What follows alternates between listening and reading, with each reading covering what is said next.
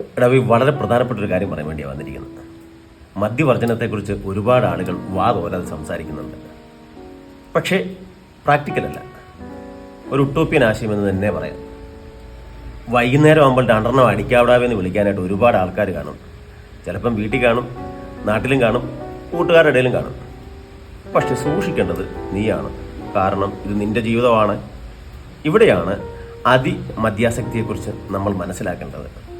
ജെല്ലിനെക് എന്ന വിദഗ്ധൻ അതിമദ്യാസക്തിയെ 5 തിരിക്കുന്നുണ്ട്. 1 alpha, 2 beta, 3 gamma, 4 delta, 5 epsilon. ഒന്നാമത്തെ ഐറ്റം ആൽഫയാണ്. ഈ ഗണത്തിലുള്ളവർ അമിതമായ അളവിൽ മദ്യപിക്കുന്നു, പക്ഷെ നിയന്ത്രണാതീതരാകുന്നില്ല.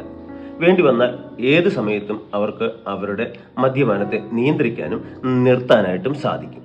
പക്ഷേ പണി തുടങ്ങിക്കഴിഞ്ഞ അവറാച്ച മദ്യപാനത്തിൻ്റെ സാമൂഹികവും സാമ്പത്തികവും ശാരീരികവും ലൈംഗികവുമായ, കുറച്ചുകൂടി ശക്തവും വ്യക്തവുമായി പറഞ്ഞാൽ ഇറക്റ്റൈൽ ഡിസ്ഫങ്ഷൻ, അതായത് ഉദ്ധാരണക്കുറവ് പോലെയുള്ള പല പ്രശ്നങ്ങളും ഈ ഘട്ടത്തിൽ അവർക്ക് നേരിടേണ്ടി വരാം. രണ്ടാമത് ബീറ്റ സ്റ്റേജാണ്. ഈ സ്റ്റേജിലേക്ക് വരുമ്പോൾ സൂക്ഷിക്കണം, കാര്യം സൂക്ഷിക്കണം. കരള്, ആമാശയം തുടങ്ങിയ ആന്തര അവയവങ്ങൾക്ക് പണി കിട്ടാൻ തുടങ്ങിയിട്ടുണ്ട്. ഞരമ്പിനും പണി കിട്ടാൻ തുടങ്ങിയിരിക്കുന്നു. മൂന്നാമത്തെ സ്റ്റേജ് ഗാമയാണ്.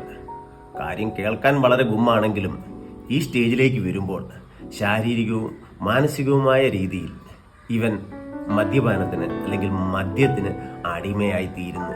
പിന്നീടൊരു തിരിച്ചുവരവ് വലിയ പാടാടാവേ. നാലാമത്തെ ആൾക്കാർ ഭീകരന്മാരാണ് കേട്ടോ, ഡെൽറ്റ വിഭാഗത്തിൽപ്പെടുന്നവർ.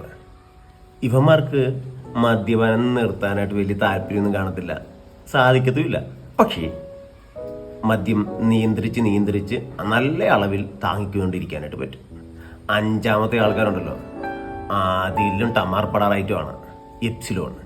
ഈ വിഭാഗത്തിൽപ്പെടുന്ന ആൾക്കാർ ഒരിക്കൽ തുടങ്ങിക്കഴിഞ്ഞാൽ പിന്നെ കുറേ നാളത്തേക്ക് അടിച്ചുകൊണ്ടേയിരിക്കും, നല്ല രീതിയിൽ കീറും.